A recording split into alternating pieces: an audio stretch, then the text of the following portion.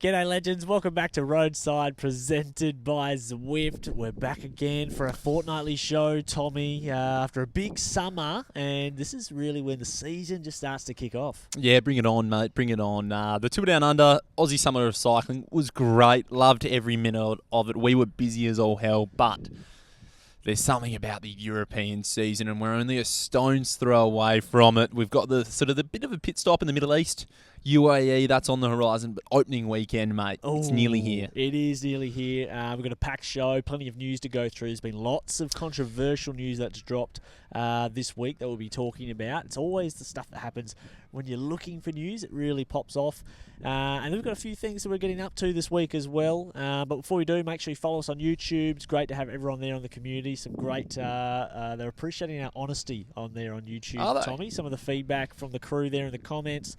Follow us on the pod players as well, Apple, Spotify, hit the bell, and of course at the Press Room Podcast on the socials.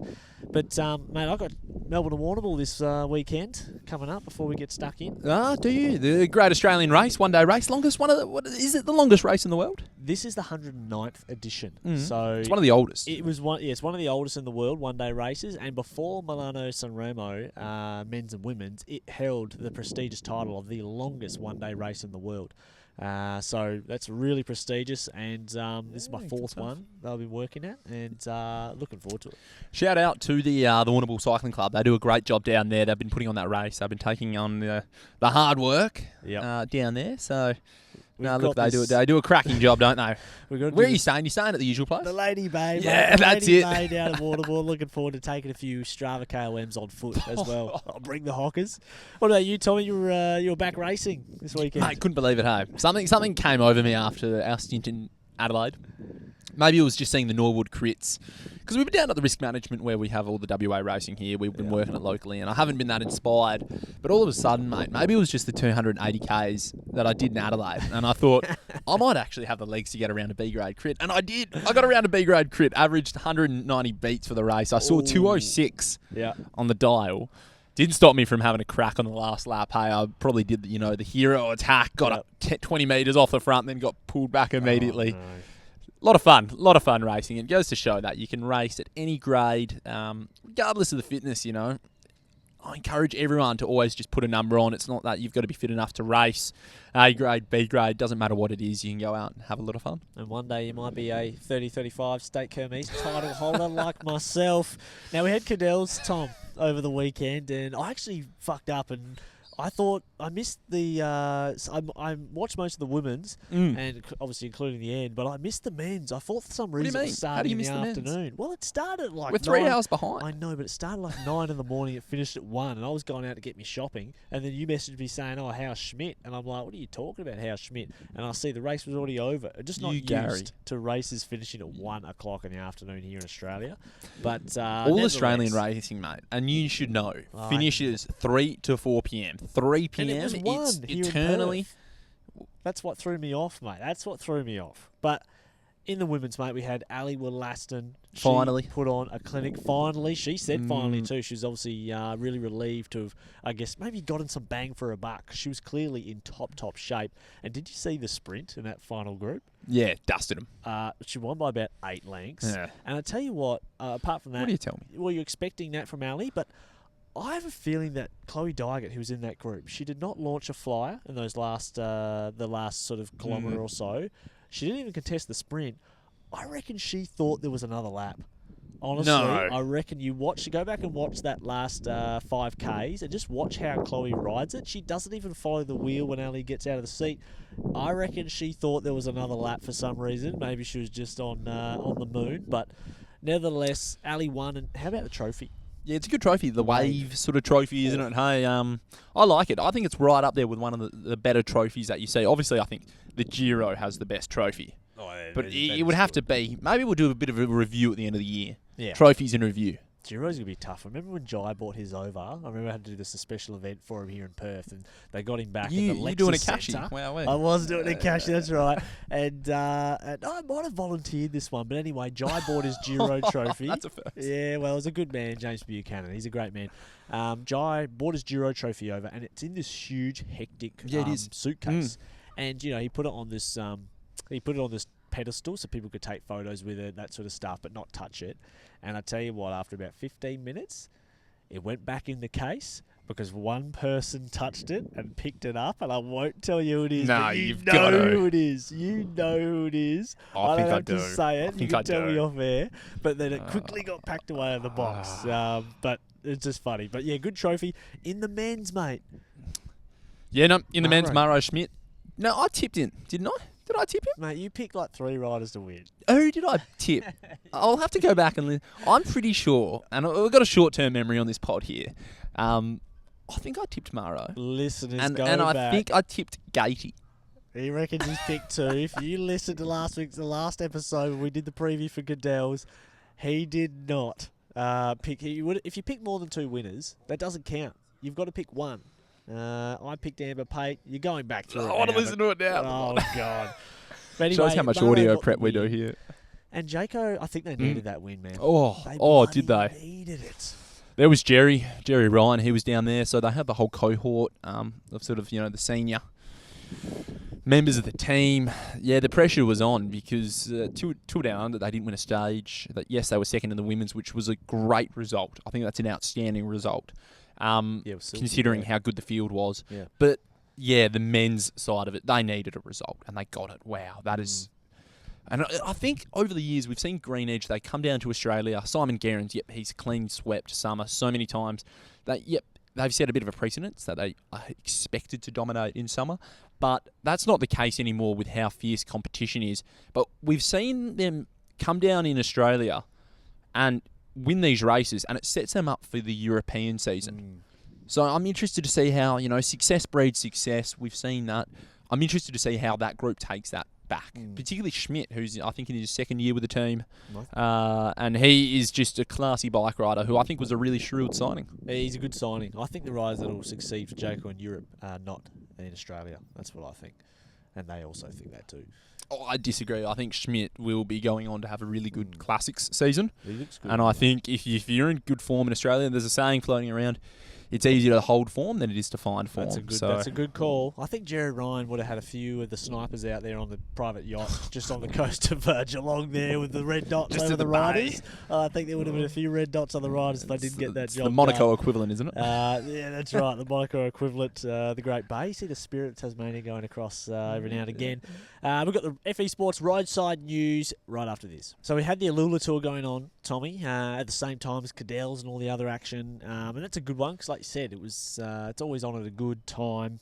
Pidcock got the job done then. Uno X stacked their podium with 2nd, 3rd, and I think They 4th in the end. They sort of did a little bit of a reshuffle in the crosswinds. But Pidcock was the big story. He had it was like the first video of the year where you had someone out of the seat in a climb dropping the field. It was the first one, and it was good. It got lots of publicity. Nah, it did. Jeez, bringing Q36.5 to the race, and that was a big scoop for them. But also, they're a Pro Series team now, so they need to be going to any race like this with the rider that is Pidcock. Yeah, and they have to go there with the expectation of winning a stage or trying to win the overall. Because Pidcock is that level of class and he's on that level of money.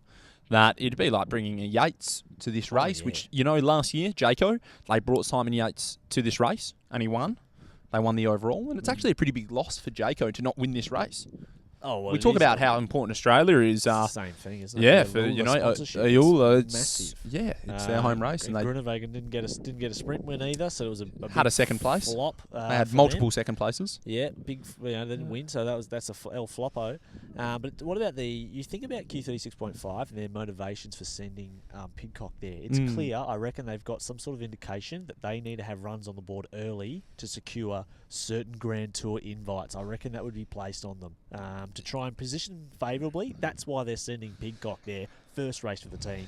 Otherwise, you'd never see Pidcock at that race. If that wasn't the case. I completely agree. And it's a difficult one because the Grand Tour invites, it's pretty hard for a French team to be overlooked for another team, same with the Spanish and the Italian. Rare do you see the invites go outside. Uno X, I believe, were really the first to sort of upset that card because they're just so good of an organisation, aren't they? 3 out of the 4 French Tour de France invites would be French teams and then one bogey team, and same for the Giro. It's 3 random. Two-door will upset that again this year as well because they're just quality organisations. Oh, yeah.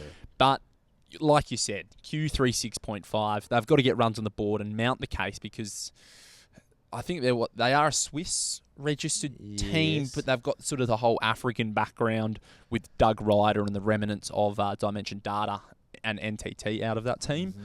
So nothing pushes your case better than having won races.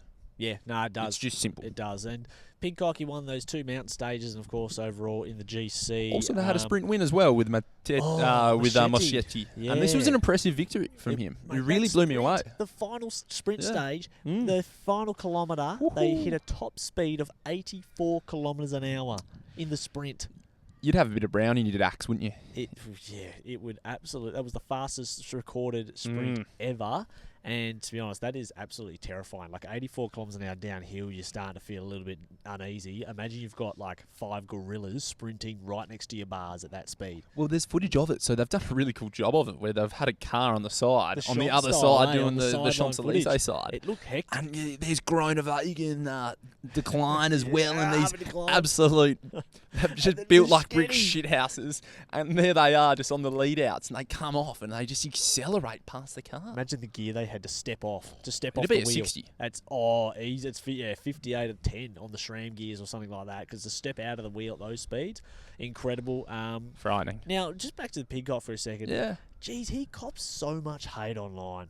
He does, doesn't he? He's got the big win, and people are saying, he's washed, he's rubbish, and like, I just People don't love to hate. understand why they hate him. Like, it's just, why do they not like him? I think it's like Caleb. Do you like him? Yeah, I like him. I'd liked do him you like since his domestic scene. That's when I first watched him in the British UK series when he was riding for the GLT Condor or Team Wiggins, and he was racing those crits. He's unclipping in the sprint finishes. He's winning everything. He's doing the Superman over the line. Just this kid.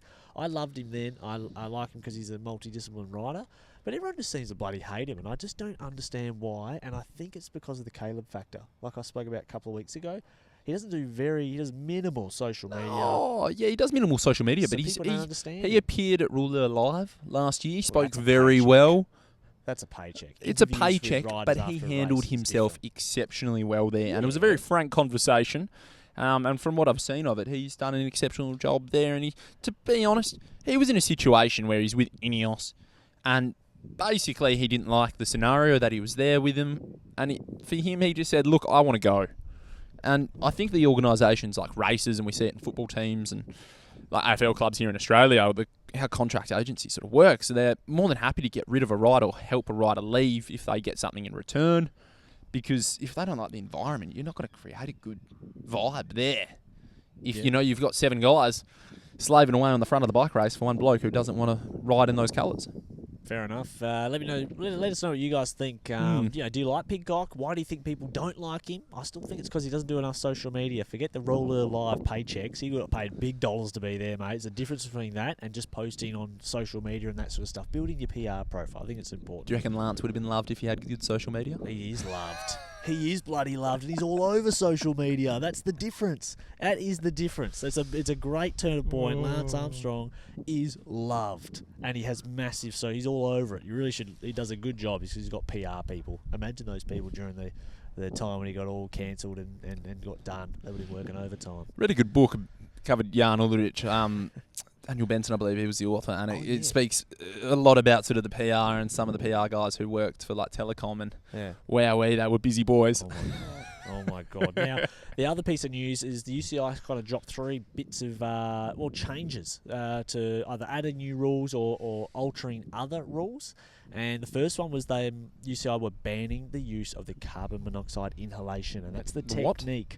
Carbon monoxide Talk to me about what that is. inhalation. So, from what I understand, it's basically the teams have been hooking their riders up, I think, at altitude to these machines that it's like carbon monoxide rebreathing systems. Okay. So it's something to do with making the body more efficient at either producing carbon monoxide or reducing that as a waste product. Because when you bring in oxygen, when you breathe it in, or your body uses it in the body to perform, exercise and daily functions, one of the waste products of that system is carbon monoxide. It either gets breathed out or expelled via heat and another method as well. So there's some system they were using this to make it more efficient on the bike. Very strange operating, and it's dangerous. And that's why the UCI have now banned it completely after it came out that a lot of teams were using it last year, and I think a lot previous to that as well. Yeah, it's an interesting one, isn't it? Escape Cycling, they got the scoop on this. They revealed this, a couple of weeks ago? Or it's long? No, it's been longer than that. Yeah, no, it was reviewed a few weeks ago, and it's just interesting that the UCI have just been on the front foot, and they've just banned it straight out. It is, sure, yep, okay, they've banned it, but I tell you what, mate, obviously I'm the science side of it, not my cup of tea, but for the UCI to be proactive and actually turn something around this quickly, that shows you, I think, the scale of what it was and how questionable it was. Yeah, well, Visma were one of the teams that were known to be doing it, and I think they asked Vingegaard about it, and they said, no, they've stopped doing it now, and Campenarts was the very first person to be doing that. And it's really bizarre stuff. He actually posted about it in one of his YouTube videos years ago, and people thought, he was doing it at like 2,800 metres at his altitude camps and doing this method. It's just bizarro. But what do you reckon, this thing, the carbon monoxide, inhalation, rebreathing, you're hooking yourself up to this system.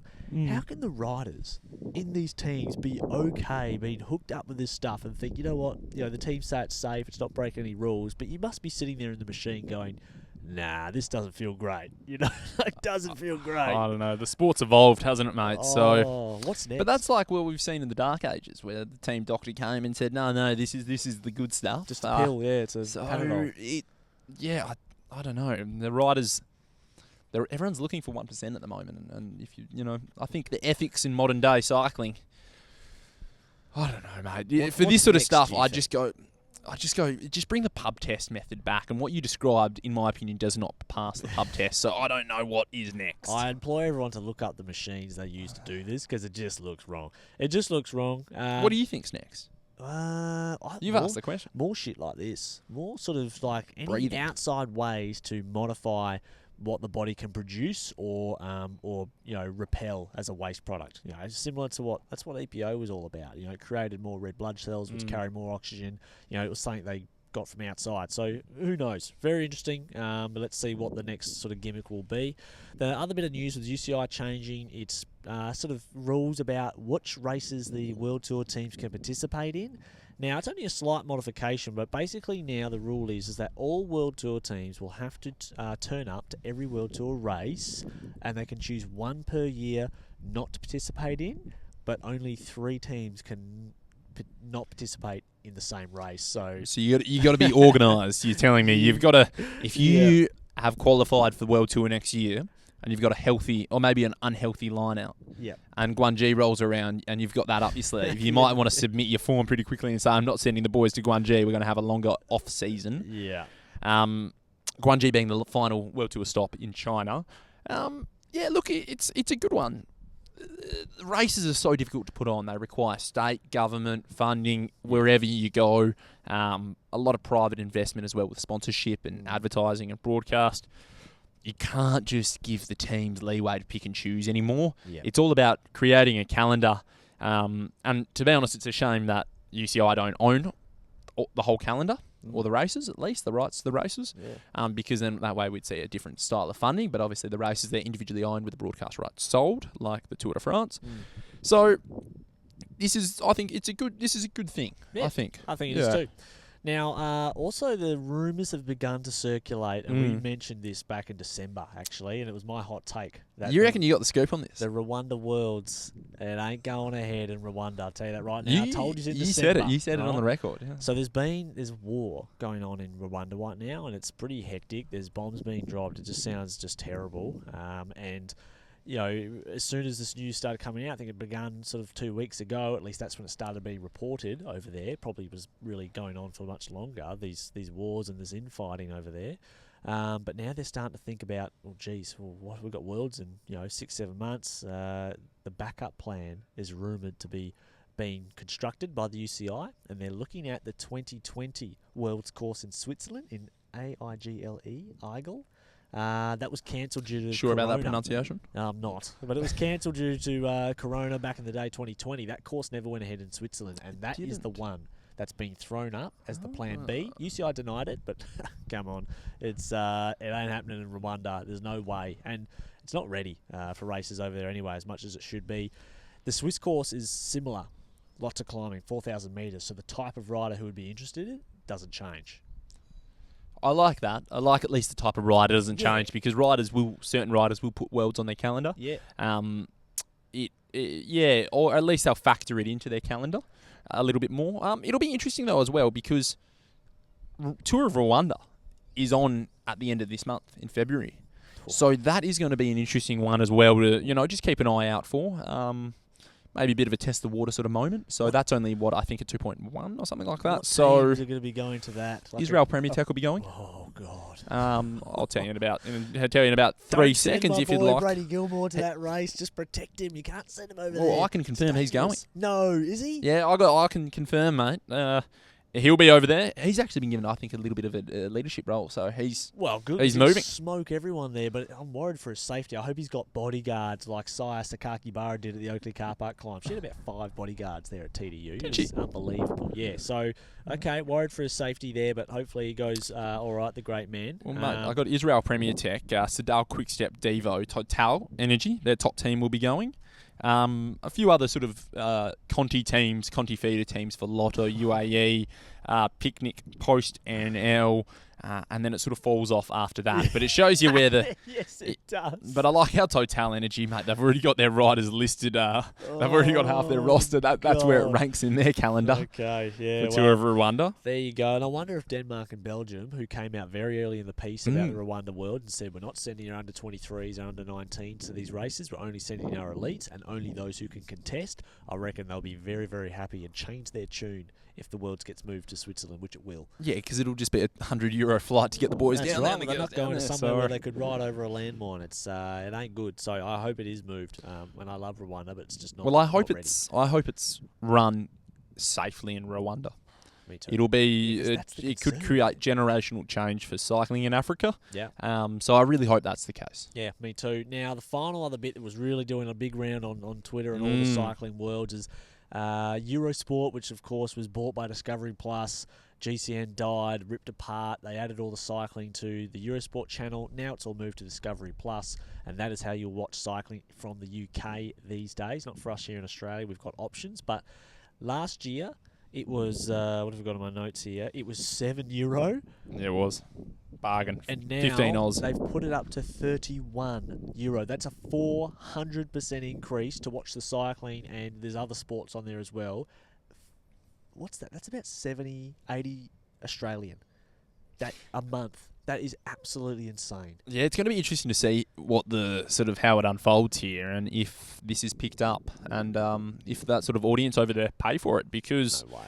It's fascinating in the UK. ITV, they're not showing the Tour de France anymore, which is, I think, an absolute shame. Yeah, I think David Miller and Ned Bolton, and they've sort of these leading figures in cycling in the UK have sort of this is going to kill the sport. We already see their national series gone the demise, and this is just going to affect it more and more. So it's a bit of a shame. Tiz Cycling, that's the way for them. What's Tiz? Tiz Cycling is the allegedly the streaming platform. You know what it is. I know what it is. Everyone should know what it is, because when there was no these certain races aren't broadcast, this is the way to watch it. For Australia, of course, we have SBS, but a lot of people actually, when Eurosport and GCN was a thing, I would say that more than 50% of the Australian cycling community who would constantly engage with European racing would watch GCN over the SBS coverage. Definitely. You definitely would. One thing, there weren't ads, and you could watch it on your phone. It was much easier. You didn't have to log in. But when you've got a commentary team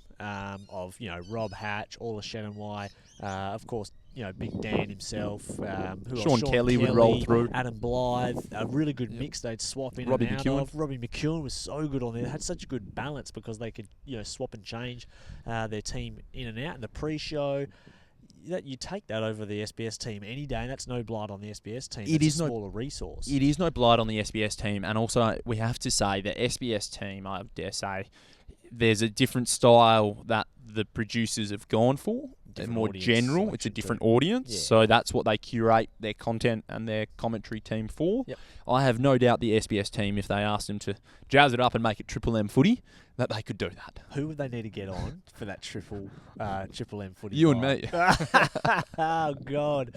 Yeah, and also the GCN Plus, you could also turn off the commentary entirely, just have ambient mode, and it was just the helicopter that was bringing you the images. Yes. I liked that on the... at the start of a Grand Tour stage. That's what I liked.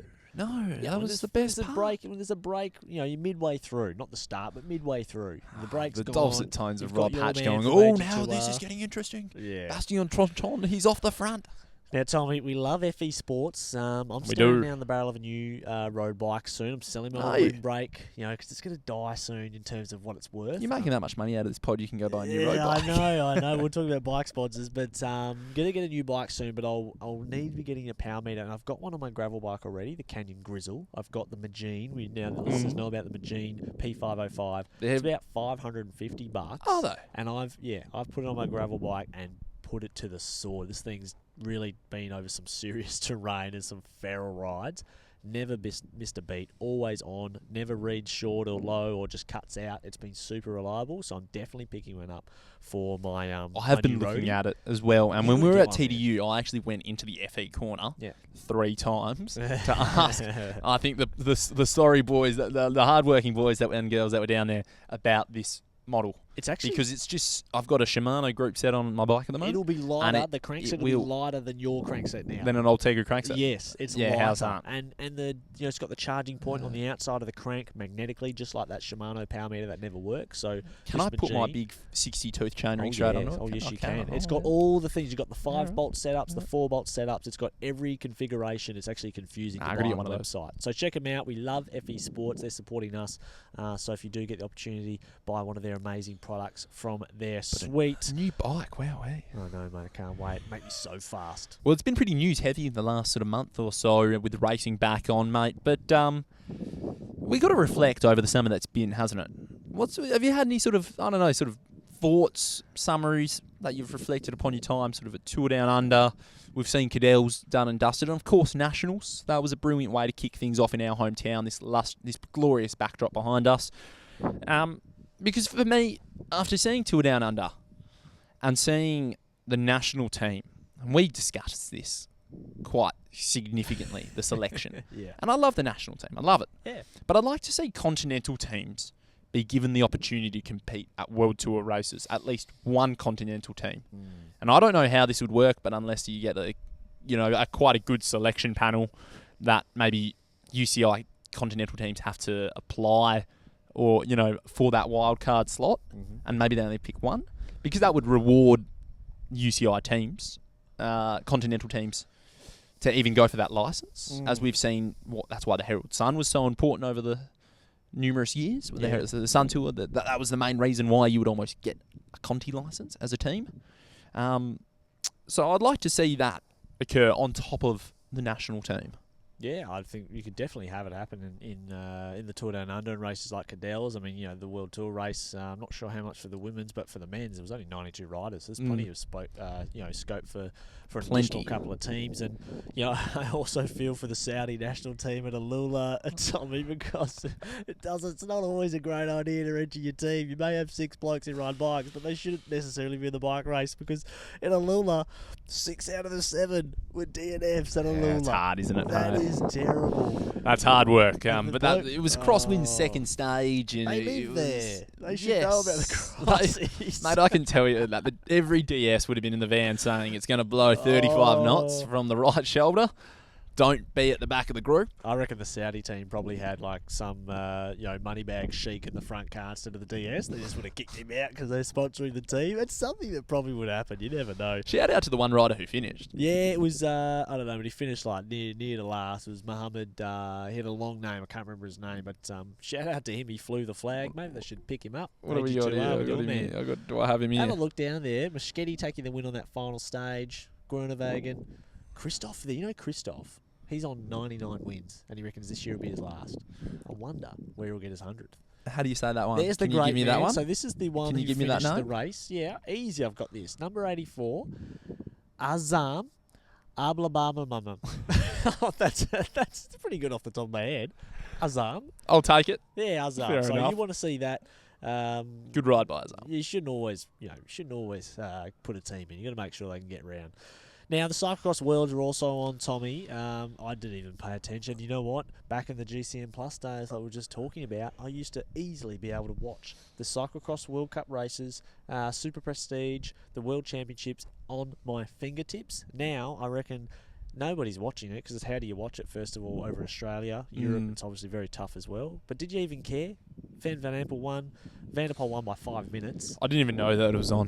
Didn't even know that CX was on, to be honest, mate. Yeah. And just doesn't grab me. The mountain biking, when it's there, I'll watch it. But yeah, I used to watch. I was in sort of the same boat when it was on a platform that I could engage in and watch. I loved it. I loved to see it. But cyclocross, it just, I don't know how it becomes bigger and pushes it in. When you can't watch mainstream it's a little bit more. so hard to follow it. You can't watch all the World Cup rounds, then you can't see who are the main hitters apart from looking at results. And the women's is probably the one that really has the battle. There's quite a few that are in there. Lucinda Brand is there, and of course Van Empel and Puck Peterson. She's the big superstar. Yeah, of course. Outside of Voss, who you would usually compete as well. But the men's, Van der Poel started. Van Aert started third row back because he didn't race enough, get enough points. That's just stupid. He should be on the front row no matter what. No, absolutely not. Why not? If he hasn't raced enough and he doesn't have the points, he should not be on the front row. He should be where he is. So for the spectacle. No. Van der Poel rode away. That's disrespect to the other athletes. Yeah, but they all know. It's like Van der Poel and Van Aert. That's all it is at Thibaut Nice. But that's another thing that made it difficult as well for the CX. Your ethics for broadcast perspective. Because we want to see a better race. I'm turning off if Van der Poel's in the lead. He gets the whole shot first turn, and he's away by 40 seconds in the first lap. He wins by 5 minutes. I'm not watching that. I'll watch Van der Poel battling toe-to-toe with Van Aert. He would have won anyway, VP, but he would have had a 40-minute battle with Van Aert. And that would be great to watch. And if Pidcock was there, Thibaut Nice, then you've got a 4-man setup. It's interesting, at least for the first 30 minutes. They should have put him on the front row. No, absolutely not. We'll have to agree to disagree. But are we going to see those two come to back to the cyclocross? You know how the CX riders, they go full circle. They win CX and then they come to the road and they dominate the road and then they sort of go back to the CX in the twilight of their careers. You reckon we're going to see that? Maybe. Yeah, maybe. The gravel worlds, Peter Sagan and Van der Poel hadn't done any of the rounds because you had to qualify for points, and they got put to the front row at the gravel worlds back in Italy, the second edition. That's disrespectful to the other riders. Yes, not about that. Disrespectful. I don't like that. What would you need to happen for you to watch the Cyclocross World Champs next year? Oh, send them an Cash? invoice. Yeah. That's so good. Yeah, it's my time, mate. That's what they're wanting.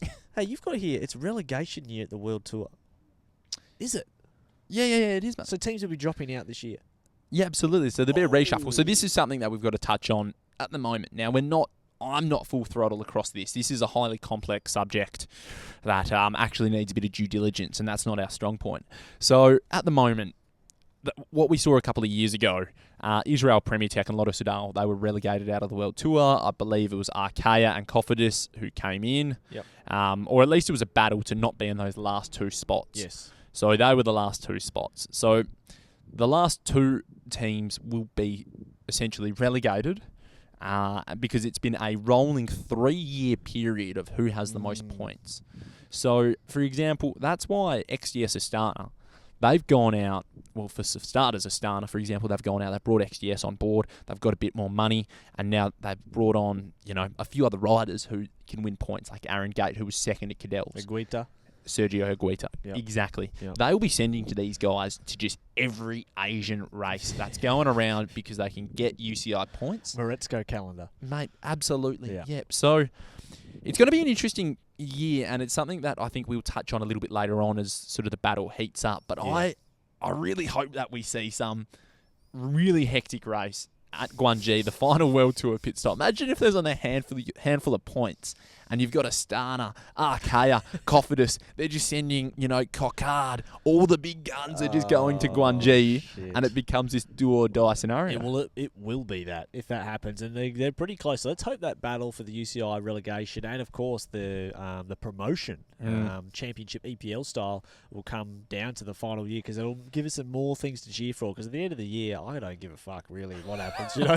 After midway through You've the clicked Vuelta, off about I tune out. So I would definitely definitely stay tuned in if I'm watching Coquard put Moretsko on the barriers to keep his contract. 100%. Yeah, I would. look, it'll add a bit of flavour as well to those end-of-season races that have become more important on the UCI calendar. All right, stay with us. We've got more coming up right after this. Now, Tommy, I had my 2 Zwift race wins in a row streak was running super hot. Absolutely flaming. I was very confident going into my 3rd race, going for the 3-peat on Sunday, yesterday evening. Now, this is the beauty of Zwift Ride, and the Zwift Ride actually, is that I had a dinner at 6:30 with some of my great mates, and I had to get on Zwift at 4:30. I had an hour and a half race, and I was able to just jump on at 4:25, start racing. I got off the bike at 6:15, have a shower, and I was out the door. Just that simple. It's the convenience of Zwift. It's one of the reasons why I love it. And I got a race in to fuel my competitive juices. That is also important. But yeah, no, I'm with you entirely, hey. And I've sort of started to scope out the catalogue. I was chatting to, some of the reps around TDU, just getting a bit of an idea here. I like the ones as well where you can put the rear wheel, it replaces the rear wheel. It's not a direct mount with the cassette and everything. But the ones that you can you just drop your chain on it, you've got the paddle, gear levers. But the Zwift bike just... Mate, I've seen it at your Ducks Mounts. They're all sold out worldwide. Yeah. They're worldwide sold out. I've only been for sale for about 3 months. So, really Impressive. good. I didn't win, by the way. Yeah, I was going to say, 7th place. No, 6th place. 6th place. I actually got it wrong, and I thought it was the Zwift KOM in the climb, but it was the Epic KOM. Now, the difference, Tommy, is the Zwift KOM is 1.5 kilometres long, little punch, and I had everyone covered, no doubt. What are you doing up the climb? What are you ticking out? Well, I actually chose, I was going at the climb that I thought was going to be the 1.5 KR. It was actually the 9-kilometre climb, which in this field, I had everyone covered up to about 3Ks, but not at this distance. And I still lit it up. I channeled Javier Romo, and I thought, fuck it. I think I'm the strongest. I'm going to go from the bottom. And I dropped everyone bar 3, and boy, oh boy, did it catch up with me. What's he pushing up this hill? I tried not to look, but I was holding for the first 3 minutes of my attack, sustained attack. I reckon about 400 watts. Ooh. So I shelled everyone, and then I shelled myself. That's not shabby. That's not bad. So we love Zwift. We love the Zwift Ride. Now, Tommy, what's on the horizon, mate? What's coming up in the cycling world? Mate, it all kicks off. I'm so excited. UAE Tour for the women kicks off in a handful of days on the 6th of February. Yep. It's going to be a bit of a Tour de France Femmes precursor, mate. Oh, it certainly is. We get that first look. Haven't seen the start list yet, but I'm only going to assume it's the Sprinters World Champs. You'd have to assume that Cool will be there, Werbis will be there, and let's hope to God Ali Wollaston is there, and we get the 3 trifecta look at the sprinting queens going head-to-head. And Weebs and Cool, they traded blows at the Tour de France Femmes this last year. I remember watching from the VIP tent in Rotterdam, seeing Cool get the win. But Ali, how close will she be? She'll probably be near the top of her form right now. Weebs and Cool will probably be towards the medium end of their form. Will Vollering go? Oh, well, that will be interesting because then the Jebel Hafeet, the climbing, that's a massive stage on the calendar. Kopecky and Neve went 1-2 last year. They did. If Vollering is there, what about Anna van der Breggen? She's back. How will she go? Pauline Prevost. Yep. The mountain bike champion, yeah. There's going to be, hopefully, we all get them there, and UAE will pay for it probably. Yeah, no, absolutely, they will. It's going to be really good. And I hope there's some crosswind action. And I hope there's also some crosswind action for the men, which starts on the 17th. So that's when the World Tour calendar for the men resumes. Look, it's just the sprinting world champs. Trains, there's always one bloke who can climb in it because, they've got the sort of the Jabal Hafeet. Yeah, the big climbing on the end. Who won last year in the men's? Probably Adam Yates, UAE. No, it was... you keep going and I'll find it because I've got to find it. Ben O'Connor was second. Pog. No? Pog didn't go. I don't think you know. I reckon he did go. Pog did not go. Won. No. Someone from UAE.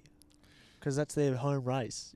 Now, you don't know. I'm pulling up here, mate. It has to be someone from UAE. They all get shot. That's how it goes. They put a bag over their head, take them out to the desert, just say, see you later. Keep padding for me, mate. Don't look over at my laptop. The interesting story also on the sprinters side of things will be, can Sam Welsford win in Australia and then go to UAE Tour and win the Sprint World Champs? Because he's getting up against some king hitters. And, of course, Merlier flying in Alula. We'll get to see how he stacks up against Welsford. Now, what have you found?